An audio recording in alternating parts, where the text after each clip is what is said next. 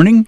Good morning. It's fun watching you in action. There's a lot of little things that got to be done just right. Well, I'm kind of out of the habit of a lot of it because I've been basically retired for the last 5 years, so I come in every once in a while.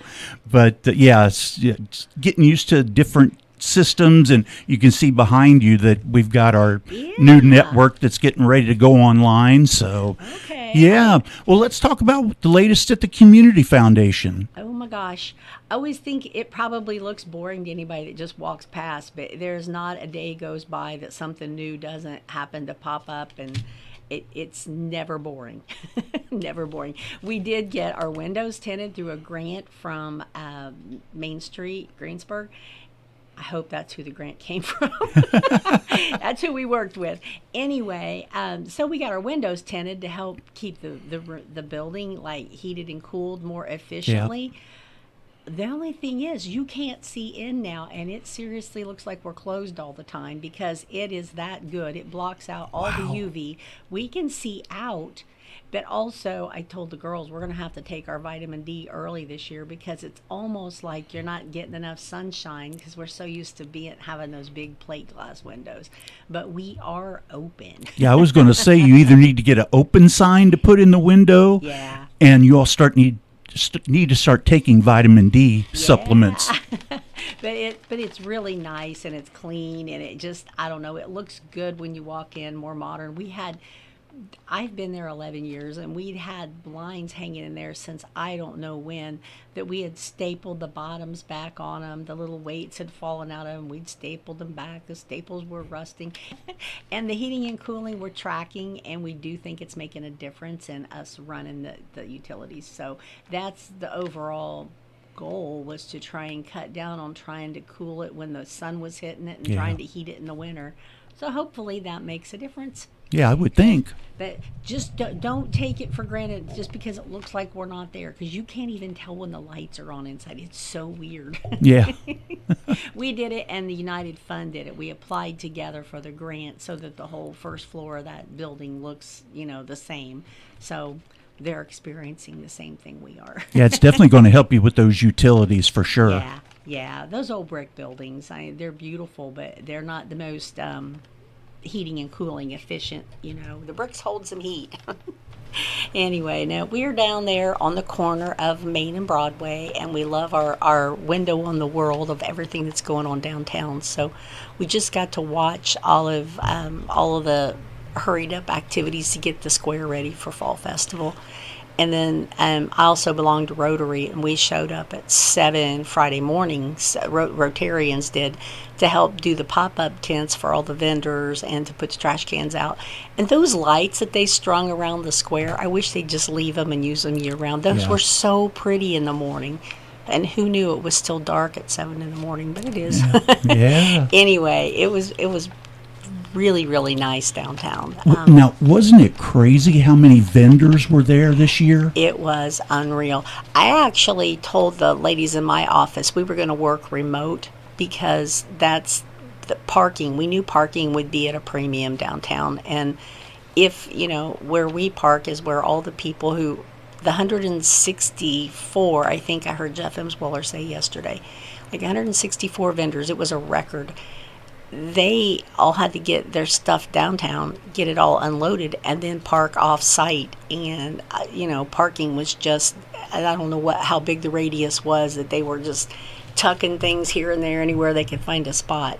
But I said, let's work off-site, and we'll free up some spaces for some of the people who are going to be attending. So, the street department did an incredible job. Yeah. Oh, it's all hands on deck for so many people. And, everybody's just waiting on the other shoe to drop and somebody to be upset over something. But I think overall everything went so darn nice. And I saw some amazing pictures of the music. And what a neat thing that we have a community where people can go listen to that stuff and it doesn't cost them anything. I mean, you can pack a lunch and take it. You don't have to. I can't imagine trying to feed kids nowadays. Right. Mine are grown up. But I cannot imagine trying to take them to anything and buy them drinks and food because it would cost an arm and a leg. So anyway, it's just cool that so much is available for people that they don't have to like pony up for ticket prices or anything. Right. Pretty neat. It's like the summer concert series out at Rebecca Park. That's there, and all you got to do is, I mean, you don't have to even take your own chair. You could sit on the ground, but it's just kind of cool that we have opportunities for people. Tournament going on at the sports complex, and then the fall festival. That people that think there's nothing to do in Greensburg, surprise, there is. They're just picky because there's something. I live down by Westport, and I go to Westport Christian Church. Well, there was also a ribbon cutting ceremony for the Westport Community Food Pantry on Saturday. And just like, oh my gosh, how do you get to everything? But you do what you can and pick out what your passion is and follow it. So yeah, that's going to be great for the Westport Yeah. community. Yeah.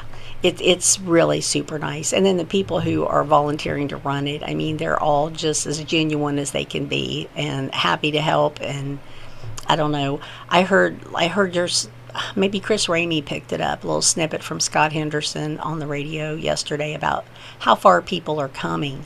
And I know I saw on the webpage something about somebody wanting to know, do I have to be from Decatur County? It's like, no. It's if you're hungry and you need groceries and you can't afford them, go there on Mondays. And there's 2 opportunities now. Used to it was just in the afternoon, but now they're doing it 9 to noon on Mondays, and I believe 4 to 7 Monday evenings, so they can try and catch people, 2 different times, because not everybody can be there, and this way not everybody's there at once. Yeah. But very, very, very, they try to give you a well-rounded variety of what they have, and the basics that you can make a meal with. Nope, I can't imagine. Again, when I go to the grocery store right now, my son, my little boy, he's going to be 38 in October, but I remember a friend of mine asking me once, don't you feed him? Because he got to be over 6 foot really quick. But he looked bony, but he ate nonstop, like he had a giant tapeworm or something. And it's like, how would you like to try to feed somebody who eats? Jason always joked, I only eat 1 meal a day, all day long. And now I look at, families, and I look at the price of food, and I look at the fact that the containers are getting smaller. They're trying everything they can, so we don't really see how bad it really is, but nope, anything that can help a family get through tough times, that's... Yeah, I mean, Yeah. for me, it's just me, and I see Yeah. how much it is over the course of a week. And last night I saw an ad for a fast food restaurant, and they had their value meal for one person was $8. Yeah. Yeah. Nope, I wind up... I kind of... I don't know why I wind up some of the places I am, but I wound up working lots of concessions for different organizations and stuff, and it always blows my mind. If you're at a high school game and you're working concessions, you know that family that's in there watching, if they have a player in their family, they've had to pay to help, get all the things that the player needs to be on the team. But then you have to pay. You have to buy a ticket for everybody in your family to go in and watch the event, and they charge everybody now. It's not cheap. And then they're sending their kids out because they haven't had time for whatever, so they're coming to the concession stands, and it's like, holy moly, the amount of money that gets dropped at the concession stands is amazing. It's nothing for a kid. You see them over and over and over coming back, per kid when they come, and it's nuts. Yeah, for every home game, they're doing that every time. Yep. But it's all, I don't know. You got to pick what you're going to do, and so what if you grow up on popcorn and hot dogs because your brother plays basketball? Right. Yeah, I remember those days where I could eat all day long, and I think when I joined the Army, I was 6'2" and 137 pounds. Oh, wow. Now, if I eat anything, I think I gain about 5. So I said that's my superpower. Anything that I put into anything that I eat winds up making more of me. no matter how hard I work against it, it still happens. But no. So we talked about like looking out the front window, watching Fall Festival, and and the food pantry at Westport. I wanted to bring up the fact that our mental health grants, the first round that we made, for anybody who's out there thinking about applying for a grant, we have met and talked about it, and we're kind of finding out that some of what people were estimating and asking for, we got to let it settle out and see what it's really going to cost to do some of the things. So we're probably not opening up another round until the beginning of next year. So 2026, if you're thinking about it and you want to be notified when that time does come, if you let me know, shoot me an email or give me a call. I'm keeping a list on the inside of one of my cabinet doors so I don't forget to let somebody know when we do open it up, because we don't know what's out there that we haven't thought of, and we welcome any ideas and suggestions.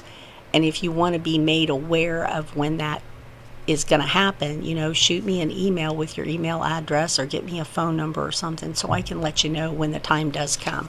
But for right now, it won't happen again until at least January, February of 2026. Talk a little bit about those mental health grants.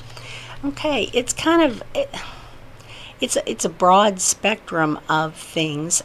When we got the $5 million from Lilly Endowment, what we had applied for, there was a lot laid out already. We were gonna implement the crisis intervention teams, the CIT. We knew that was going to take a big chunk of change because the goal is to get it up and running and run it for 3 years so that they could build the components of it into the county budget and see what it's going to take to keep it going. Right. We didn't want to just throw $5 million out there, use it up, and then say, "Oh, we're done." We want to make sure that everything that we do is sustainable. Right. So they are knocking it out of the park. Quickly, we had 3 CIT officers, basically, that have had lots and lots and lots of training and life experience. And we've also got a licensed clinical social worker who is on staff at the jail now.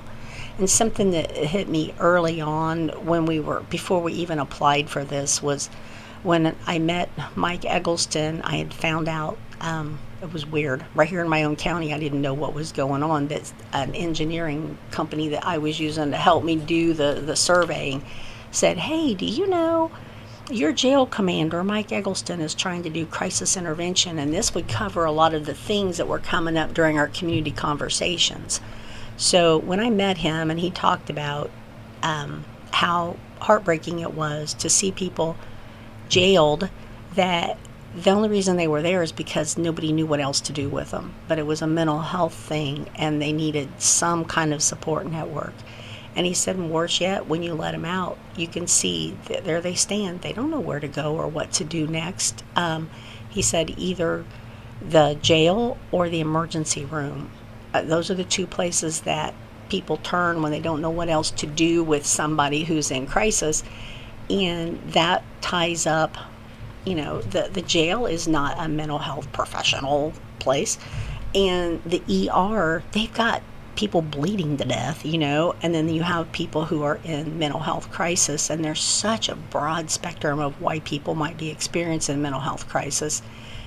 Anyway, neither place is the appropriate place for somebody to land to be babysat for. Yeah. Now we have a team that can quickly identify, and the team has already explored all the options that are out there based upon what's going on, and the team can quickly decide, okay, this person really needs to go to this location and they have the kind of help that they need, and if the person's willing, they'll actually take them there.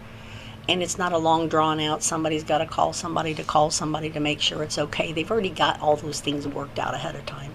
So they are basically expediting the process and getting somebody to the help that they need in a quicker fashion. And the cool thing is they're also following up.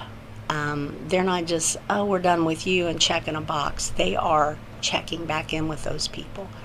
And I haven't talked to anybody from there for maybe a couple of weeks. The last I'd heard, they'd had well over 200 interactions with the community that they provided some sort of support. It's support that you don't even think about, like when there is an accident anywhere. the police have to do a report on what caused it, and you have to get the emergency medical people there to get people.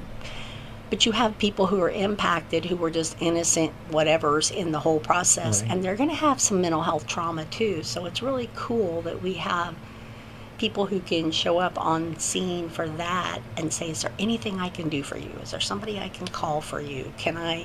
They're doing those sorts of things that I'm sure our police officers would love to do if they didn't have to do 42 other things and control people driving through the scene and gawking and Yeah, taking right. taking pictures when they shouldn't be. So anyway, it's just neat to know that our community has that sort of network, and that was the goal, to create a network of services so that people don't fall through the cracks.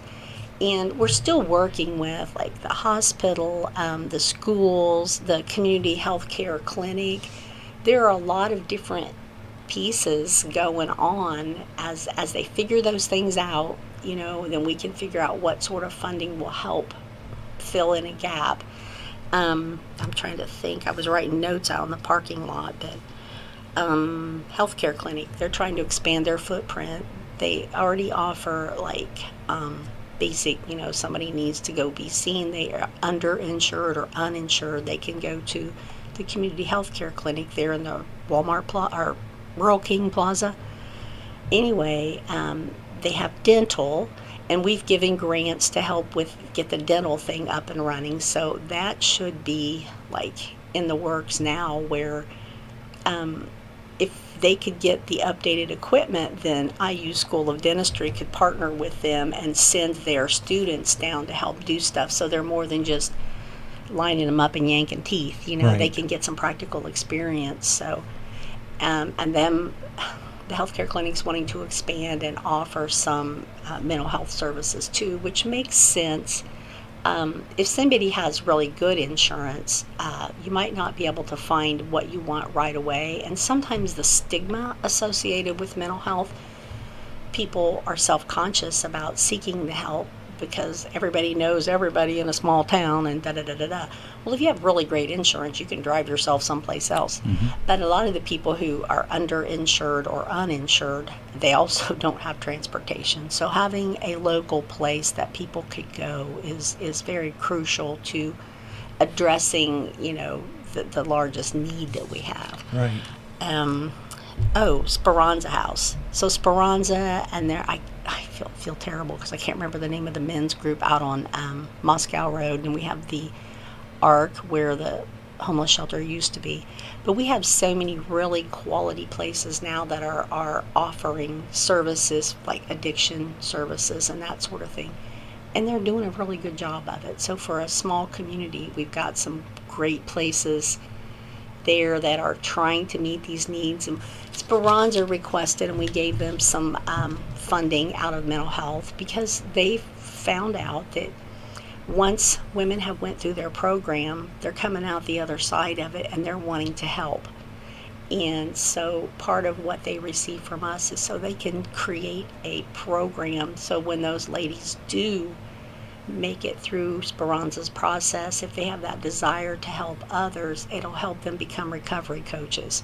So we're going to put more people out there in spots where they can help. That's awesome to have Yeah. people that have been through the program Yeah.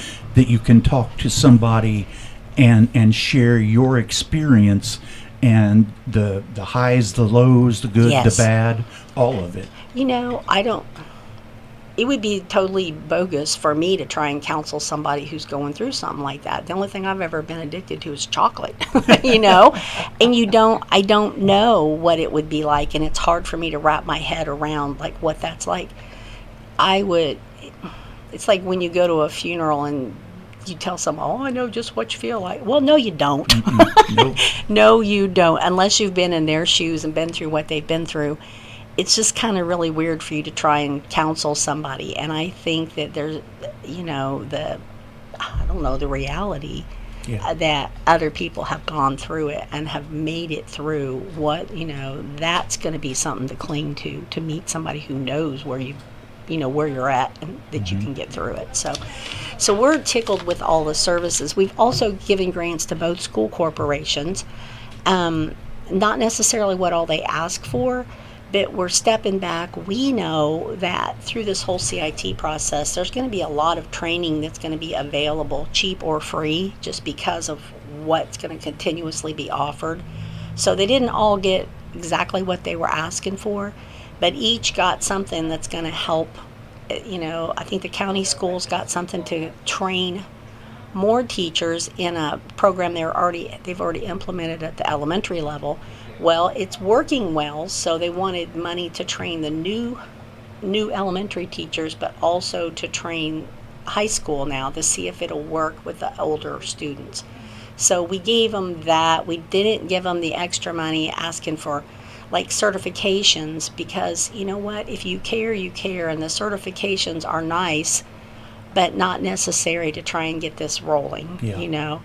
The in town city schools, I think that what they got was they had an idea for a position that didn't have to be credentialed or anything, but it's going to be kind of a liaison between the existing guidance and students who might be in crisis, and they're piloting a program, or through our health grant, they're going to run through something. It's already proven to work elsewhere, but they're going to have a program this school year that enables students and their families to have access to an online counselor if they're deemed to be, in need of those services, and they're monitoring it because we all want to know how it works.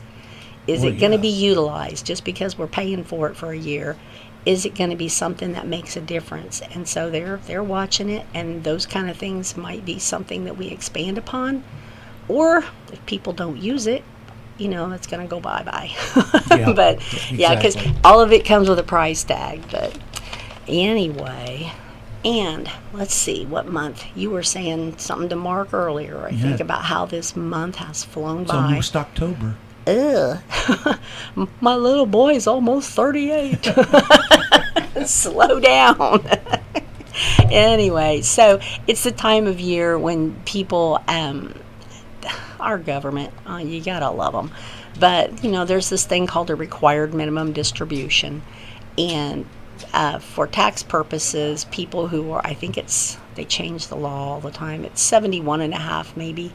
There comes a time when if you've prepared and saved your entire life so that you could retire comfortably, then Uncle Sam comes after you and you are required to make a minimum distribution of your savings, or you have to pay taxes on it. And I just want to remind people that if you decide to do that through the community foundation, then you get a charitable deduction for having done it. So Uncle Sam doesn't get taxes on it. So should you choose to exact your revenge upon the United States.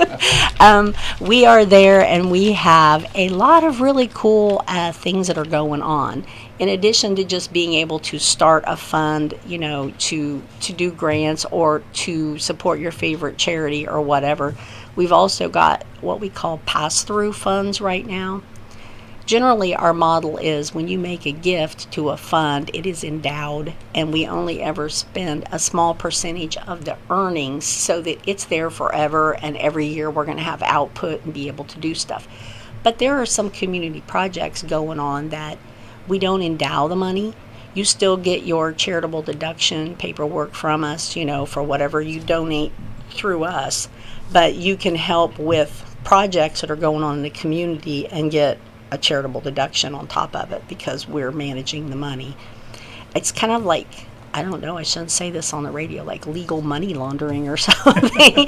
But if you want to do good things with your money, instead of you giving it to them direct, you can funnel it through us. You get your charitable deduction, and then we hold the money until they need a check cut for something that they're working on. So right now, for example, the big building, if you haven't driven past the fairgrounds, I just drove past it in the fog, and it's still jaw-dropping to see the size of that building. But it is going to be a big community building that people can use for other events, and I'm kind of excited because back in the day when I was at the courthouse, I always wanted to host like a government called meeting. Other counties could host them because they had a big enough venue. We never did.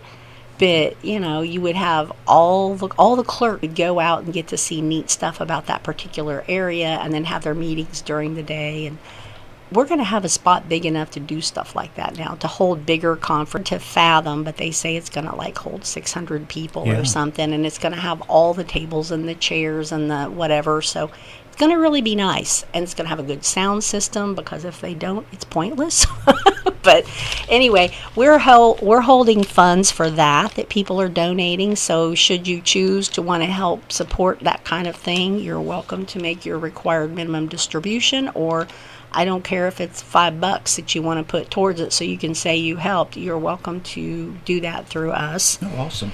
Trying to think what else we have going on. Oh, we've just been working with people from the Greensburg Golf Course, and the golf course has had a lot of issues, and it's kind of, the clubhouse is not what it used to be.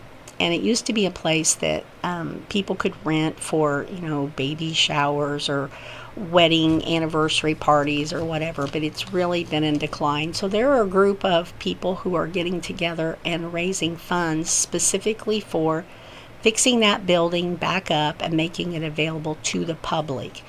And I know they want to kind of, it's been said out loud, so I can say it, I guess, but get away from it's an exclusive country club Yeah. type club. It's going to be for the community. And Greensburg needs to have its nice golf course right here.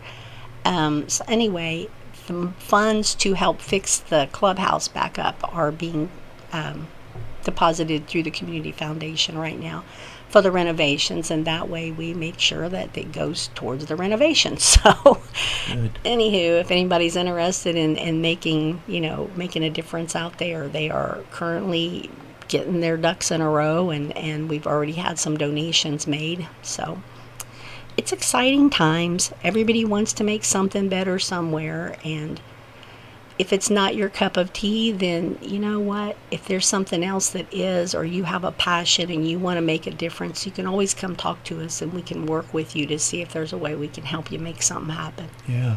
Yeah, I feel like Greensburg has become a big city with small town values. That's how I describe it to people Yeah. now. We just keep. It's really weird. There are people who don't want to ever see any changes. If you make no improvements, then you're really going the other way. So we got to keep having something that keeps our young people excited about Yeah. coming back home and